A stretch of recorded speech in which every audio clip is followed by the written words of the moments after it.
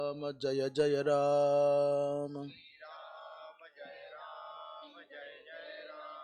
श्री राम जय राम जय जय राम।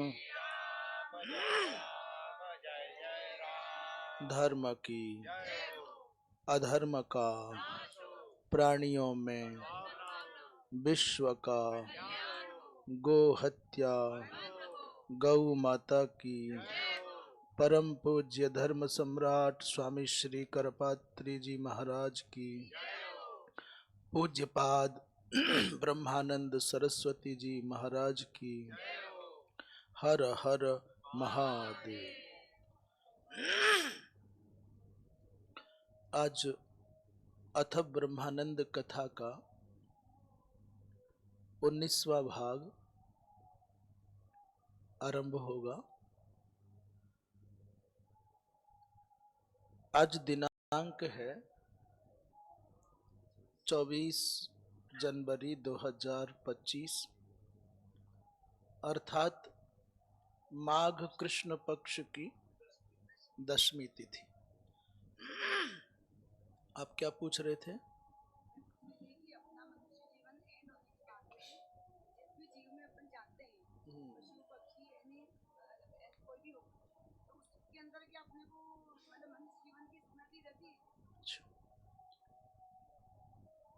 आप मनुष्य जीवन में हैं। आपका कहना है कि हम मनुष्य जीवन से जब किसी पशु पक्षी योनि में जाते हैं तो वहां मनुष्य जीवन की स्मृति रहती है कि नहीं। हम तुमसे दूसरा प्रश्न करते हैं, आप पिछले जन्म में क्या थे? पशु थे, पक्षी थे, मनुष्य थे, देवता थे? इस जन्म में कुछ स्मृति है क्या? अन्य जीवों की अपेक्षा मनुष्य श्रेष्ठ है, तथापि उसको विगत जन्म का कुछ भी ज्ञात नहीं है। तो अतिशय तमोगुणमयी, अतिशय अज्ञानांधकारमयी योनि में मनुष्य जीवन की स्मृति कैसे रह जाएगी? अच्छा, रह भी जाती हो, रहती भी हो, तो ये विभाजन कौन करे कि होगी? चूंकि इस विषय में अनेक आख्यान ऐसे हैं कि श्वान को, वृषभ को ये भान होता पाया गया है, वो जानता है मेरा परिवार है, मेरे बंधु बांधव है, परंतु सामान्यतया तो कैसे स्पष्ट हो कि ज्ञात है कि नहीं है?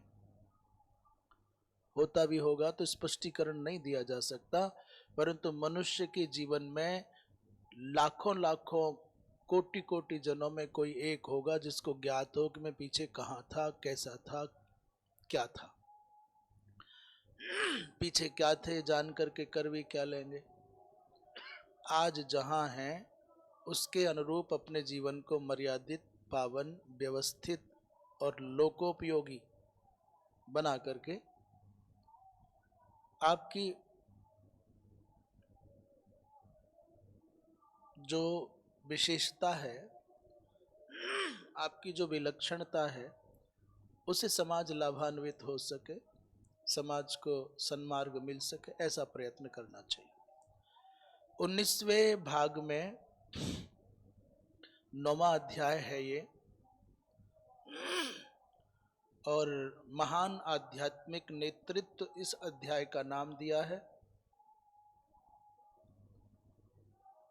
इस अध्याय में प्रवेश करने से पहले दो बातें हमको बहुत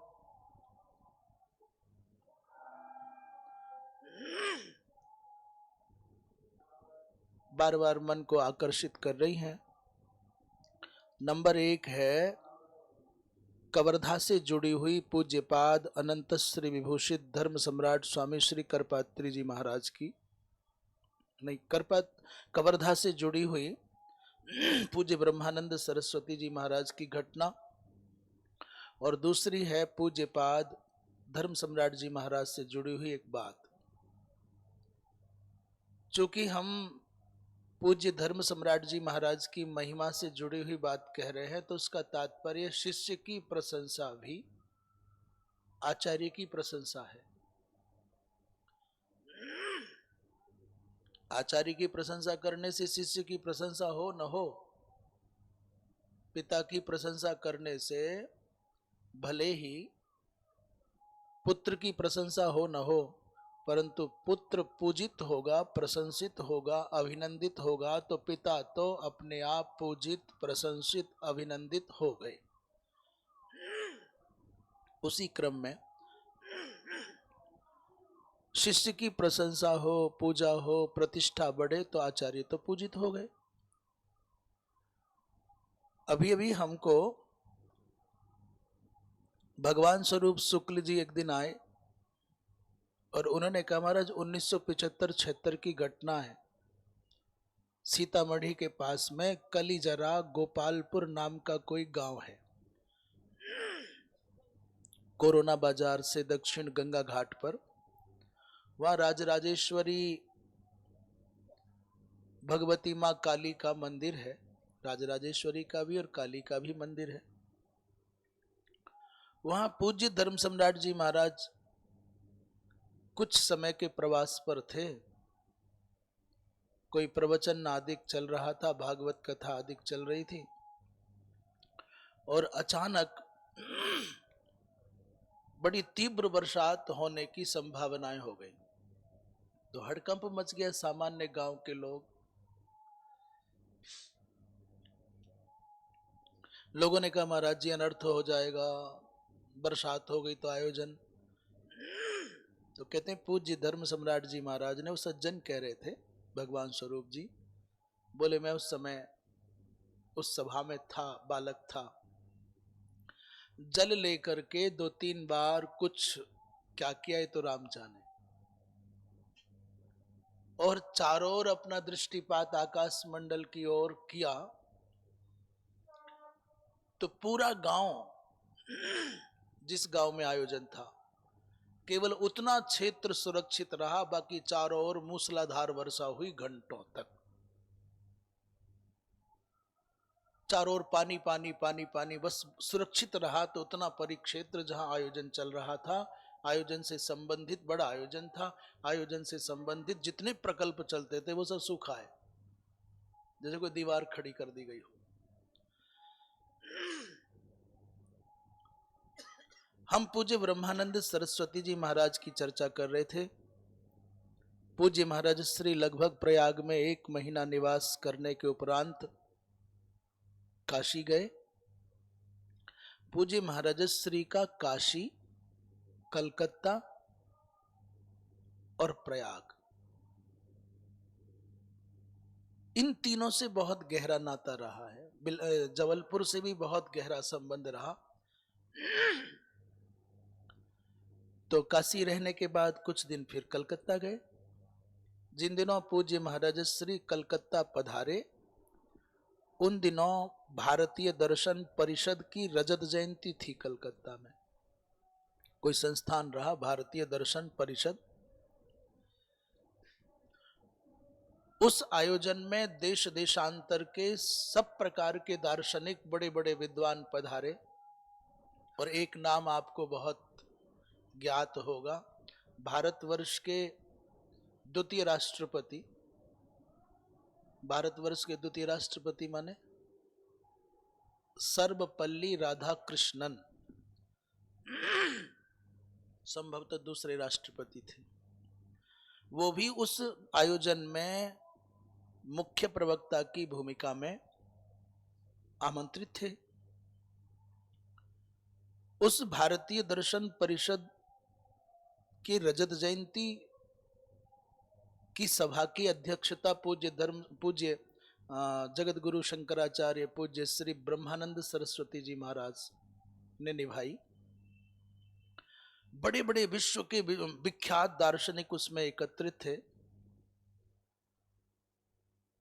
उस समय पूज्य महाराज श्री ने जो उपदेश दिया तो बड़े बड़े विद्वानों ने दांतों तले उंगली दबा ली। इतने विलक्षण सिद्धांतों को इतनी सरल भाषा में कोई कैसे कह सकता है। बड़े बड़े लोग मुग्ध हो गए। पूज्य महाराज श्री सभा को संपन्न करके आए अपने आवास पर, और रात्रि के लगभग 10 बजे के आसपास का समय, कोई कृत्रिम प्रकाश नहीं था, दूसरी मंजिल पर उनका आवास और खुले आसमान के नीचे दूसरी मंजिल पर छत पर अपने अंतरंग परिकर के साथ में महाराज जी बैठे हैं।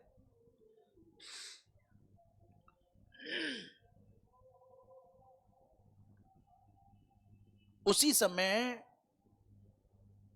चंद्रमा की चंद्रिका का दिव्य प्रकाश छिटक रहा है। अचानक सेवक ने आकर के कहा, भगवान डॉक्टर सर्वपल्ली राधाकृष्णन आपके दर्शन करना चाहते हैं और साथ में अमेरिका के प्रसिद्ध दार्शनिक डॉक्टर कांगर और डॉक्टर शिल्प। अभी दो नाम जो लिखे हैं लेखक ने, उन्हीं पर हम आश्रित हैं। हम जानते नहीं कांगर कौन है, शिल्प कौन है, और लगभग 1950 की घटना है, तो क्या कह सकते हैं।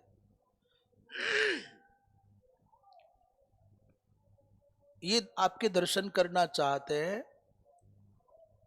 तो पूज्य महाराज श्री तो ऊपर छत पर विराजमान थे। सेवक ने कहा तो महाराज श्री ने प्रश्नवाचक चिन्ह लगाते हुए कहा, इतनी रात्रि में कौन मिलने आता है। अनंत आनंद की अनुभूति में समासीन पूज्य गुरुवर को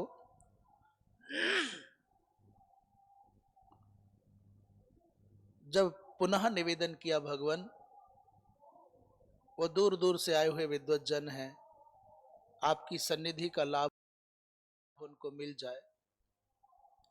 तो जब दोबारा कहा गया तो पूज्य महाराज श्री ने कहा, अच्छा तो लिवा लाओ, बड़ी सहजता से। यद्यपि बड़े विख्यात लोग थे, उनको भारतीय संस्कृति का क्या बोध, तो अभी राधा कृष्णन अर्थात सर्वपल्ली राधा कृष्णन जी ने लेट करके दंडवत प्रणाम किया, तो उन दोनों ने भी विचारों ने उसी मुद्रा में वंदन कर लिया और भूमि पर कालीन बिछा था, उसी कालीन पर तीनों बैठ गए। डॉक्टर राधा कृष्णन ने प्रश्न किया, भगवान आपने जो सभा में आज कहा, उतना सरलता से ब्रह्म तत्व का विवेचन कभी हमने नहीं सुना। मन में और अभिलाषा है कि वो भाव पुनः सुनने को प्राप्त हो जाए। तो पूज्य महाराज श्री ने कहा कि वेदांत प्रतिपाद्य तत्व तो स्वतः सिद्ध पदार्थ है। इस बात को सुने ध्यान से। वेदांत के द्वारा जो प्रतिपाद्य तत्व है, जिसे ब्रह्म कहते हैं, जिसे आप सामान्य भाषा में ईश्वर कह सकते हैं, जिसे भगवान कह सकते हैं, जिसे परमात्मा कह सकते हैं, पूज्य श्री कहते हैं वेदांत प्रतिपाद्य जो तत्व है वो स्वतः सिद्ध पदार्थ है। माने उसको सिद्ध करने के लिए किसी और साधन की आवश्यकता नहीं है, किसी और प्रमाण की आवश्यकता नहीं है। आप जीवित हैं, इसके लिए आपका श्वास चलना इतना मात्र पर्याप्त है, कुछ दूसरा क्या करने की आवश्यकता है। वो स्वयं प्रकाश है, उसको प्रकाशित करने के लिए किसी अन्य प्रकाश की क्या आवश्यकता है। कोई पूछे भाई आप देखना जरा सूरज निकला हुआ है कि नहीं निकला हुआ है, तो फट से टॉर्च लेकर के भागे, जी देखता हूं निकला है कि नहीं निकला है। ऐसा करता है कोई क्या? जैसे सूर्य को प्रकाशित करने के लिए अन्य किसी प्रकाश की आवश्यकता नहीं है, ऐसे ही उस ब्रह्म सत्ता को प्रकाशित करने के लिए किसी और प्रकाश की क्या आवश्यकता, स्वतः प्रकाशवान है।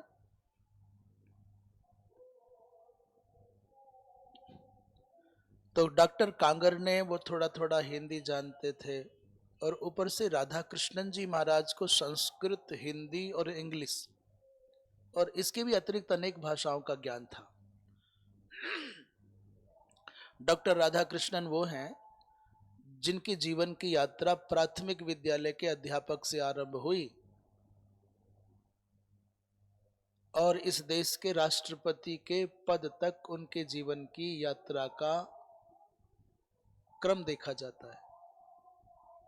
एक प्राइमरी का अध्यापक कहां से कहां, कहां से कहां, कहां से कहां, वो शिक्षा आयोग के अध्यक्ष भी बने संभवतः 1952 में। कांगर ने कहा कि भगवान वेद शास्त्र में जो तत्व प्राप्ति के साधन हैं वो व्यर्थ तो नहीं कहे जा सकते। देखो ध्यान से सुनना की बात क्या हो गई। आप कहते हो स्वतः प्रकाशवान है, उसको किसी पर प्रकाश की आवश्यकता नहीं है, तो एक वैदेशिक दार्शनिक कहता है तो वेद में, वेद शास्त्रों में व्रत करना, जप करना, तप करना, ये जो साधन बताए हैं ये बेकार है क्या? प्रश्न का भाव समझिए। आप कहते हैं स्वतः प्रकाशित है वो, उसको किसी पर प्रकाश की अपेक्षा नहीं है, तो ये व्रत करना, जप करना, तप करना, देवोपासना, सत्संग, ये क्या है? ये व्यर्थ तो नहीं हो सकते। पूज्य महाराज श्री क्या उत्तर दे रहे हैं? कहते हैं भाई ठीक है, ये जो साधन वेदों में कहे हैं, शास्त्रों में कहे हैं, जो सनातनी समाज व्रत करना, जप करना, तप करना, सत्संग करना, गंगा स्नान करना, ऐसे जो भी साधन अपनाता है वो ब्रह्म को प्रकाशित करने के लिए नहीं है। पूज्य महाराज श्री कह रहे हैं वो ब्रह्म को प्रकाशित करने के लिए नहीं है। तुम्हारे व्रत करने से ब्रह्म प्रकाशित होगा ऐसा नहीं है। फिर किस लिए? बोले उनका तात्पर्य केवल अविद्या की निवृत्ति में है, अज्ञान की निवृत्ति में है। तुमको जो विस्मरण हो गया है उस तत्व का, उसके स्मरण कराने की भूमिका में है। ऐसे भी शास्त्रों ने बहुत खुल करके कहा है। सत्कर्म के द्वारा, उपासना के द्वारा चित्त वृत्ति शुद्ध होती है, अंतःकरण शुद्ध होता है, भगवत प्राप्ति नहीं होती। भगवत प्राप्ति तो स्वतः है ही। सृष्टि में कौन ऐसा जीव है जिसको भगवान की प्राप्ति नहीं है? अरे प्राप्ति की बात तो तब हो जब वो तुम्हारे स्वरूप से भिन्न हो। पाया तो उसको जाता है जो प्राप्त नहीं है। एक व्यक्ति है, उसके गले में माला पड़ी है, हमारे गले में जैसे माला पड़ी है, और हमको भूल हो गई, विस्मरण हो गया माला कहाँ है, मैंने यहीं उतारी थी, यहीं रखी थी, कहाँ चली गई। इधर खोजा, उधर खोजा, इससे पूछा, उससे पूछा, सबसे पूछा, अपने गले में हाथ नहीं डाल के देखा। कंठ में पड़ी हुई माला को घर भर में खोजा और हर व्यक्ति से पूछा, मेरी माला, मेरी माला, मेरी माला, मेरी माला। किसी ने पूछा कि कै माला है आपके पास? बोले एक ही है। बोले जो गले में पड़ी है इसके अलावा भी कोई माला है? बोले नहीं नहीं, वो जैसे देखा गले, अरे ये मेरी माला तो मेरे गले में, अरे क्या बुद्धू हूं। बस इतना ही ब्रह्म प्राप्ति में समग्र साधनों का योगदान है। नित्य प्राप्त परमात्मा की जो व्यसन के कारण, वासना के कारण, कुसंस्कार के कारण विस्मृति हो गई है, उस विस्मरण को हटाना है। बोले वो ब्रह्म को प्रकाशित नहीं कर सकते। इनका साधनों का तो केवल एकमात्र योगदान है अविद्या की निवृत्ति।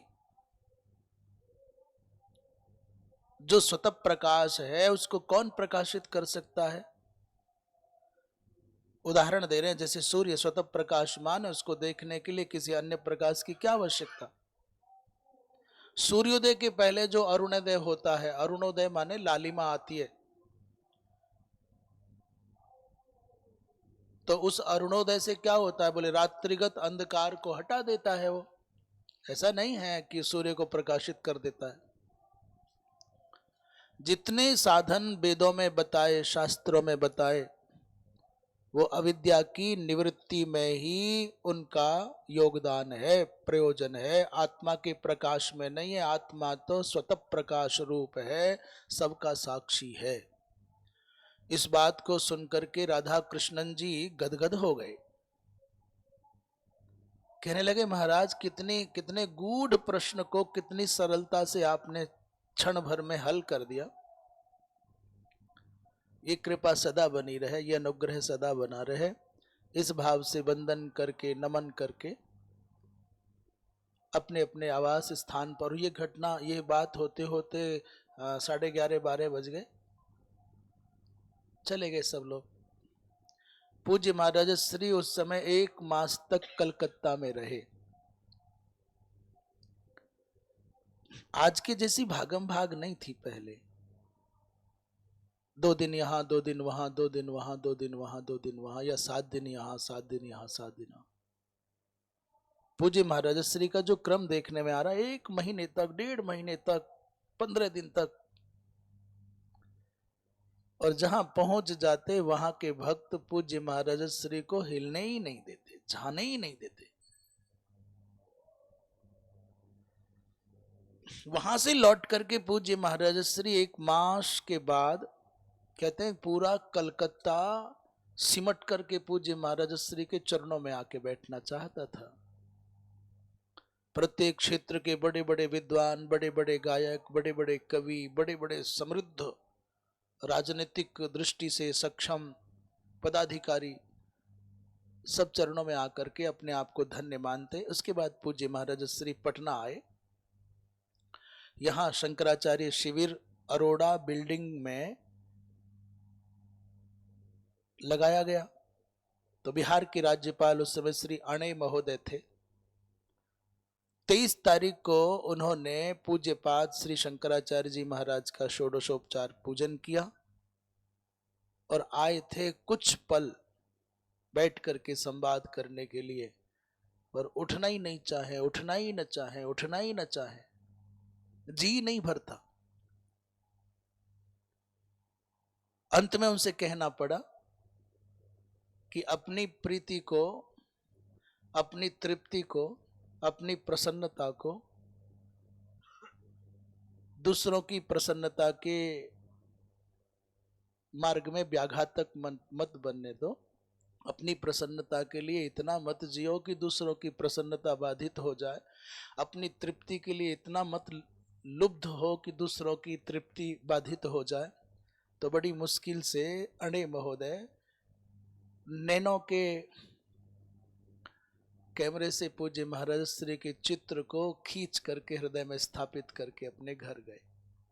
दूसरे दिन जब पता चला कि राज्यपाल महोदय पूज्य जगत गुरु जी महाराज की शरण में गए, तो कहते पूरा का पूरा बिहार का उस समय का मंत्री मंडल पूज्य महाराज श्री के दर्शन करने आया।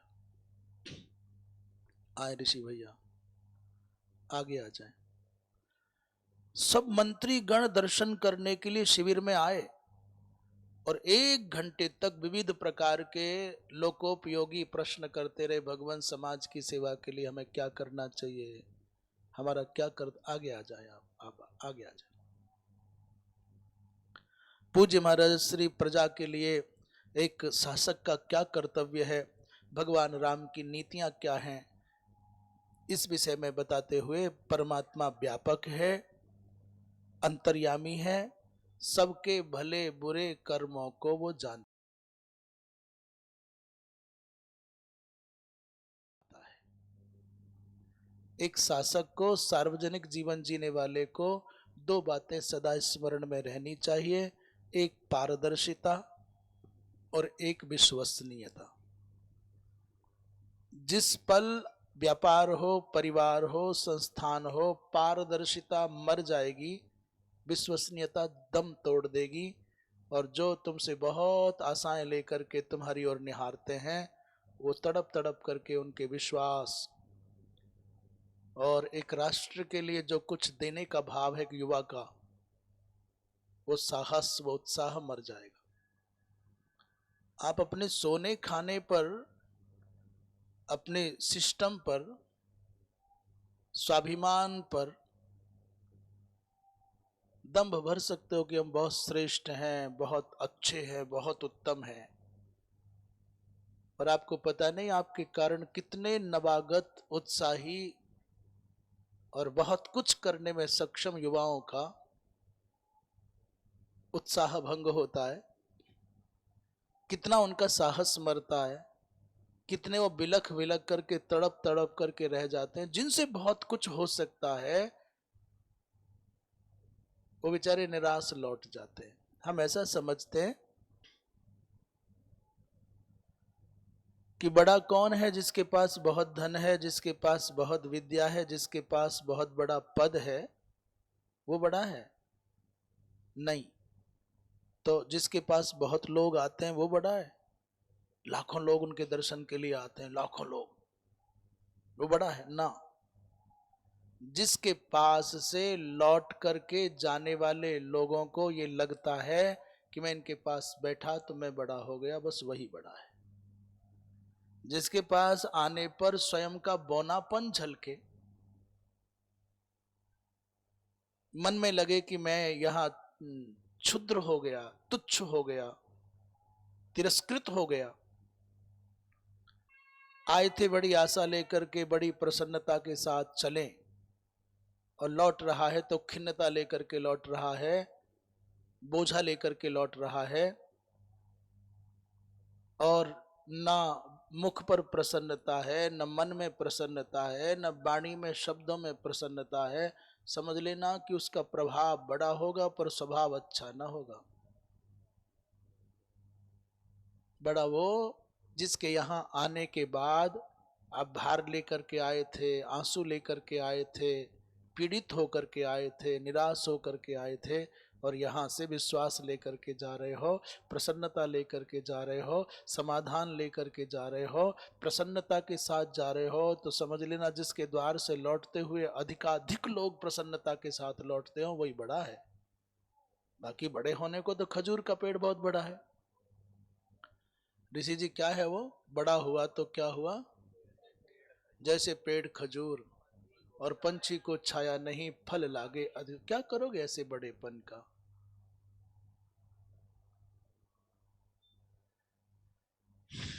कोई व्यक्ति आपसे वस्तु लेने नहीं आ रहा है, और जिसके पास जो वस्तु नहीं है वो दे भी नहीं सकता। मत दो। हाथ जोड़ के कह दो भाई हमारे पास वो साधन नहीं है जो तुम चाहते हो, पर प्रेम तो दे सकते हो, अपनापन तो दे सकते हो, सम्मान तो दे सकते हो, उसमें तो किसी का घाटा नहीं है। रबड़ी खिलाने के लिए नहीं है, रोटी खिलाने के लिए नहीं है, पानी तो दे सकते हो, वो भी नहीं है तो मीठी बाणी तो दे सकते हो। बड़ा कौन? जिसके यहां से लौटते समय अधिकाधिक लोगों का हृदय प्रसन्नता से भरा हो, गदगद हो।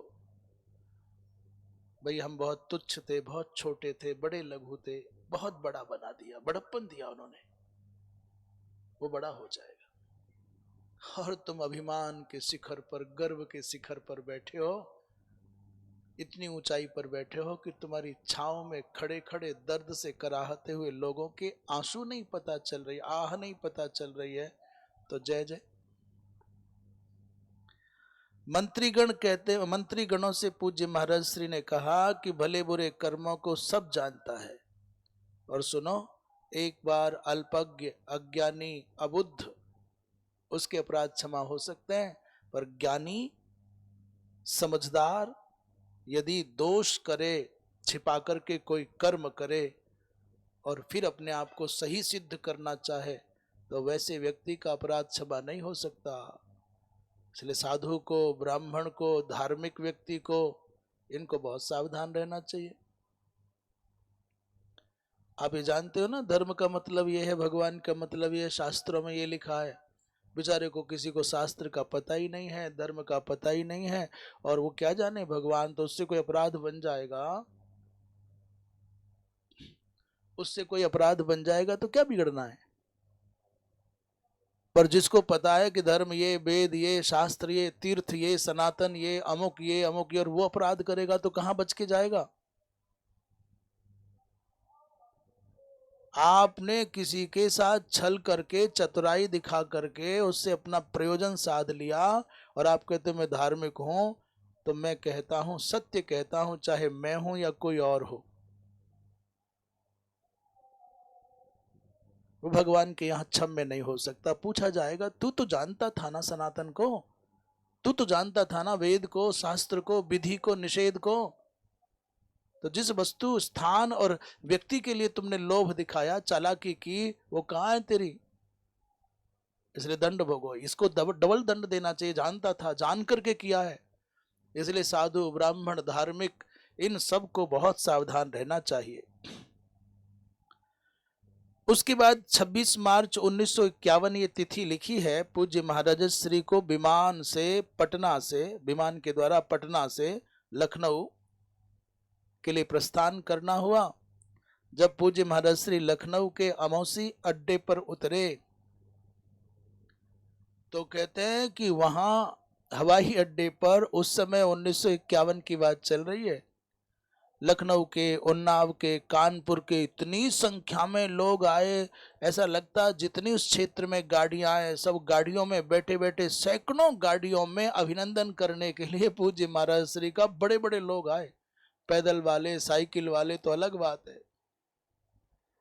सड़कों पर अपार भीड़, जन समुद्र उमड़ा हुआ है। माताएं मकानों के ऊपर खड़ी होकर के पुष्पों की वृष्टि कर रही हैं, अपने नैनों से निहारती जाती हैं और अभिवंदन करती जाती हैं। फूल बाग से विराट शोभा यात्रा निकाली गई तो संपूर्ण मार्ग को, कहते कई किलोमीटर की यात्रा थी, तो पूरे मार्ग में जगह जगह सप्तर्षि द्वार, कहीं दुर्वासा जी द्वार, कहीं कश्यप द्वार, कहीं वशिष्ठ द्वार और कहीं विश्वामित्र द्वार, कहीं अगस्त्य द्वार, कहीं पाराशर द्वार, कहीं चाणक्य द्वार, कहीं वाल्मीकि द्वार, कहीं याज्ञवल्क्य द्वार, कहीं शांडिल्य द्वार, ये द्वार सजाए गए। कानपुर के इतिहास में ऐसा नवीन धर्म जागरण का दिव्य दृश्य जिनने भी देखा वो कहते कि शायद हो सकता है भगवान राम के वनवास के बाद प्रथम बार दीपावली मनाने के समय जैसा उत्सव मनाया गया होगा, कदाचित ऐसा उत्सव ही होगा। जैसा अभिनंदन पूज्य महाराज श्री का होता है उसको वर्णन करते हुए लेखक गदगद है। आरती उतारी जा रही है मार्ग मार्ग में, जगह जगह पर। कहते हैं 20 स्थानों, 20 प्रकार के पात्रों में, जैसे बहुत सारे लोग हैं ना, अलग अलग चंदन के, केसर मिश्रित चंदन घिसा गया है, कहते किलो किलो चंदन घिसा गया है, पहले से तैयारी की गई है। और बड़े बड़े पात्रों में केसरिया चंदन लिए हुए लोग अलग अलग सबको चंदन लगा रहे हैं। पादुकाओं का पूजन हो रहा है। कोई ऐसा मस्तिष्क नहीं जिसके माथे पर केसरिया चंदन का तिलक ना हो। आज भी आप देखते हैं ना, कभी आयोजन होता है तो कुछ उत्साही लोग तिलक लगाते हैं, टीका लगाते हैं, कोई कोई पगड़ी बांधते हैं। पादुकाओं का पूजन इतना ढेर लग जाता, मालाओं का इतना ढेर लग जाता कि अभी मालाएं उतारी और फिर वापस उतना ही ढेर हो गया, अभी उतारी फिर उतनी मालाएं हो गई। फिर पूज्य महाराज श्री शोभा यात्रा के बाद जयपुरिया हाउस में के विस्तृत मैदान में पहुंचे और वहीं पर बड़ी दिव्य सभा हुई। पूज्य महाराज श्री की इस सभा में कितने लोग थे कोई ठीक से गणना करना संभव नहीं, ऐसा लेखक कह रहे। उस समय पूज्य महाराज श्री ने कहा भाई हमारा क्या अभिनंदन और क्या स्वागत, इसकी कोई आवश्यकता नहीं है, परंतु भारतीय संस्कृति की ये प्रथा है कि गुरु जब पधारते हैं, संत जब पधारते हैं तो शिष्टाचार निभाना पड़ता है। मान लीजिए इसलिए स्वीकार कर लेते हैं। पर आज आप जो हमारा स्वागत कर रहे हैं, अपना हमें जो कुछ समय तुम दे रहे हो उसके प्रति सजग हो जाओ, सावधान हो जाओ। हमें तुम्हारा द्रव्य नहीं चाहिए, वस्तु नहीं चाहिए, हमें कुछ साधन नहीं चाहिए। बस कुछ पल हम जो कहना चाहते हैं हमारी बात को श्रद्धा पूर्वक श्रवण कर लो, स्वीकार कर लो, अपने आचरण में उतारो। बस इतनी चाह है आपसे, समय चाहिए। क्योंकि जैसा देवता होगा वैसी उसकी पूजन की सामग्री होगी, जैसा मेहमान होगा वैसा ही स्वागत होना चाहिए। हम हिमालय से उतरे हैं, हम ज्योतिष पीठ के शंकराचार्य वहां से आए हैं, तो हमारा स्वागत भी हिमालय जैसी बड़ी किसी वस्तु से होना चाहिए।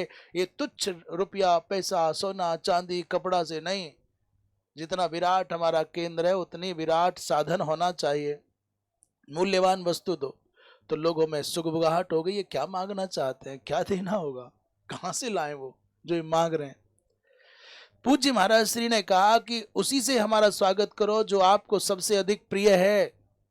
जो सर्वाधिक प्रिय है उसका ही अर्पण करो। हमने देखा है संसार के प्राणियों को, इस मनुष्य को अपने दुर्गुण बहुत प्यारे लगते हैं, अपने व्यसन बहुत प्यारे लगते हैं। तंबाकू खाने वाला व्यक्ति छुप छुप करके खाएगा, माँ से बच के खाएगा, पिता से बच के खाएगा, दुनिया से छिप के खाएगा, पर खाएगा। एक बेचारे तंबाकू का तो नाम बदनाम है, हम माने कुछ भी समझ लो आप।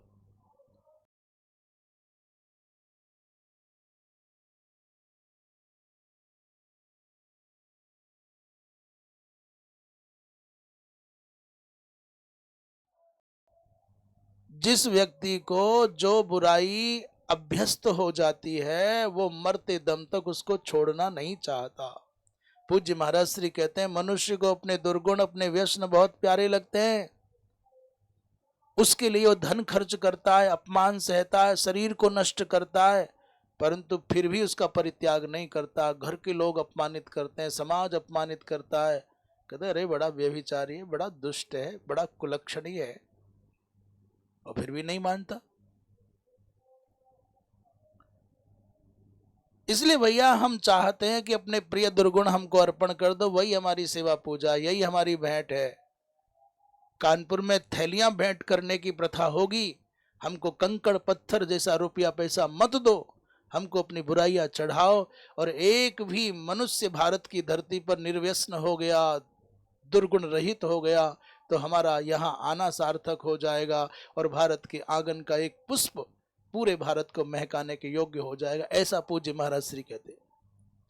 1.5 महीने तक पूज्य महाराज श्री कानपुर में रहे, नित्य सभा होती। पहले दिन 8 से 12 हजार लिखा है, इतनी संख्या थी। पर बाबा ये तो दिनानुदिन संख्या बढ़ती जाए, और एक दिन तो 50,000 को भी संख्या पार कर गई। जिस दिन पूज्य महाराज श्री का विदा काल था, आप कल्पना करो 10,000 लोगों की भीड़ सत्संग में नित्य दर्शन करने, प्रवचन सुनने आ रही है। और जिस दिन विदाई का दिन था तो कहते 50,000 की जनता ने पूरे के पूरे मार्गों को अवरुद्ध कर दिया। ये भी भरोसा नहीं है कि झलक भी मिलेगी कि नहीं मिलेगी, पर दौड़े चले आ रहे हैं। क्यों? बोले पूज्य महाराज श्री आज जा रहे हैं।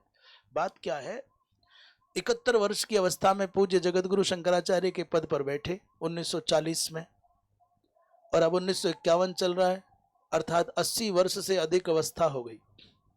तो जो नियोजक हैं, जो व्यवस्थापक हैं, उनके द्वारा और परिस्थितियां ऐसी हैं कि लोगों को लगता है कि एक बार इनके दर्शन से हम वंचित हो गए तो फिर दोबारा दर्शन होगा कि नहीं होगा, कुछ कहा नहीं। 80 वर्ष की अवस्था में और समाज के लिए इतना संघर्ष करना, इतनी उपलब्धता होना, तो लोगों को यह भी डर लगता होगा कि बाढ़ की नदी के किनारे के ये पके हुए बड़े पेड़ हैं, कब गिर जाए क्या पता है। इसलिए जो लूटना है लूट लो। इन नैनों को फिर ये सौभाग्य मिले कि ना मिले, इसलिए ये आशा नहीं है कि दर्शन हो ही जाएगा, पर उनके लिए घर से चले हैं ना, ये भाव है, ये प्रसन्नता है।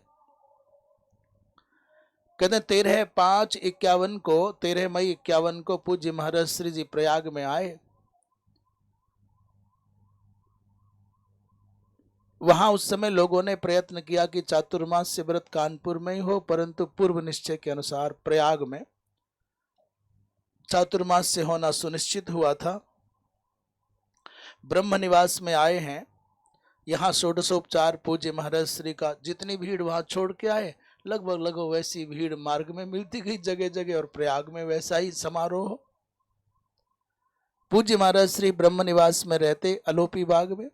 नित्य प्रातःकाल 8:30 से 10 बजे तक दर्शनार्थियों के लिए, दीक्षार्थियों के लिए उपलब्ध रहते। और कभी कभी जब शरीर अस्वस्थ होने लगा था, अशक्त होने लगा था, तो 2 बार ऐसा होता, एक से फिर बाद में भी समय दिया जाता। सायंकाल को 8:30 बजे सामूहिक दर्शन, उपदेश, प्रवचन होते, और ये निश्चित हो गया कि चातुर्मास इस बार प्रयाग में ही होगा।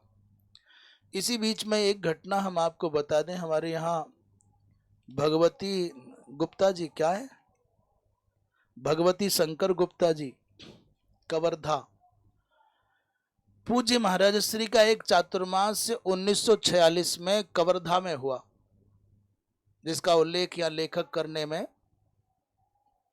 जितना लेखक के संज्ञान में आता है बेचारे लिखते ही हैं।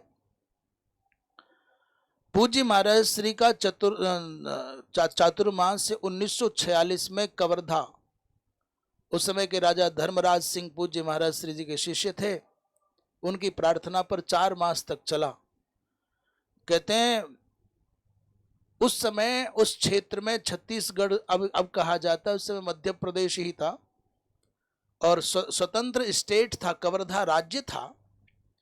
कवर्धा नरेश का कवर्धा कुंज नाम से वृंदावन में भी एक स्थान आज भी है।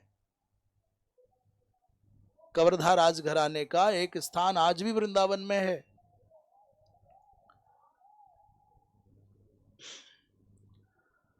उस समय कबीर पंथ के प्रभाव से इतना प्रभावित वो राज्य रहा कि वहां कबीर को ही सब कुछ माना जाता। परंतु जब पूज्य महाराज श्री का चातुर्मास से हुआ तो सनातन धर्म की ऐसी धारा चली, ऐसा प्रवाह हुआ, ऐसा प्रकाश फैला कि सब जो कबीर पंथ के अनुसार जीवन जीते थे सब सनातनी हो गए।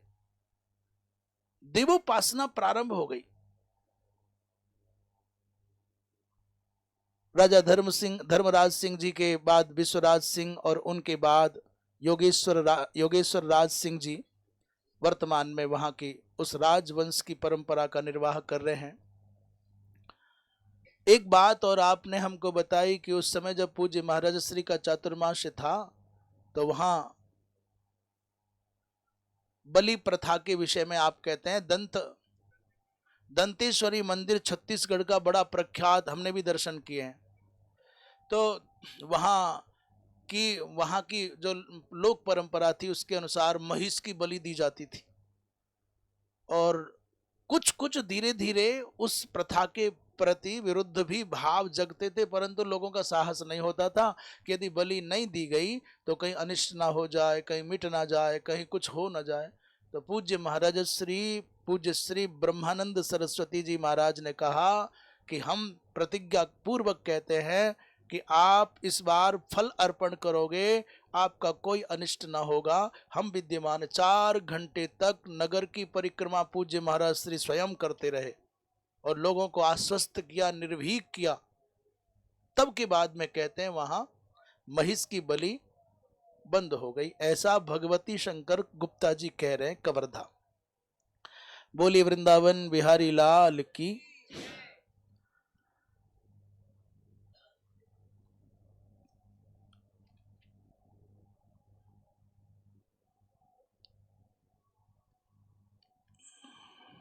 कहां बात चल रही थी, क्या प्रयाग आ गए। प्रयाग में चातुर्मास से प्रारंभ हो गया तो नित्य प्रवचन होते। गुरु पूर्णिमा का, उससे पूर्व गुरु पूर्णिमा का महोत्सव बड़े उल्लास के साथ में हुआ। नित्य प्रवचन होते, बड़ी भीड़ हो जाती। अंत में कहते हैं पूज्य महाराज श्री का सिंहासन अब मंच पर नहीं, जो आश्रम का द्वार था, द्वार के ऊपर जो बड़ी जगह थी वहां सिंहासन लगाना पड़ा और बाहर जनता उसमें समाई। फाटक के ऊपर वाली छत पर सिंहासन लगाना पड़ा और फिर ये प्रवचन चलता रहा।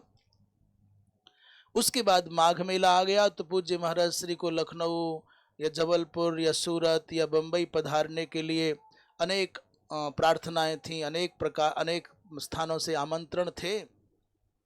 तो भक्तों ने कहा, विद्वानों ने कहा, भगवान पूरे भारतवर्ष के विद्वान, पूरे भारतवर्ष के संत महात्मा और तीर्थ प्रयाग में सिमट करके आ जाते हैं माघ के महीने में।